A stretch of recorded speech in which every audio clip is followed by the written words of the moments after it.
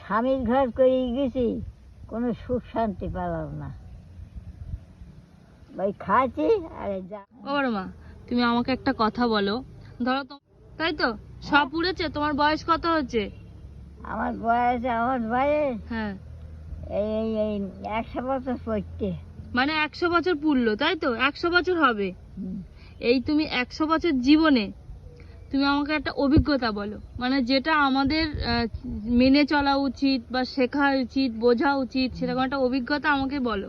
তো বুড়ো ওই 100 বছর পড়িয়ে মারা গেছে, আর মরি। মানে তোমার থেকে তোমার বড় 20 বছর আগে মারা গেছে, বলো।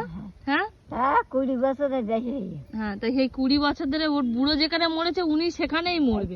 এত ভালো জায়গায় এসে আমি রেখে দিয়েছি, ও বুড়ি উনি ভিটেতেই মরবে।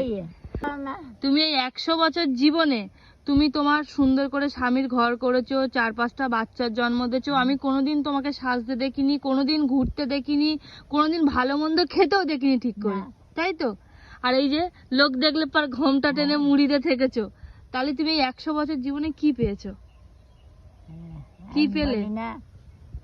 আমি বলি না লোকের সঙ্গে স্বামীর ঘর করে গেছি, কোনো সুখ শান্তি পেলাম না।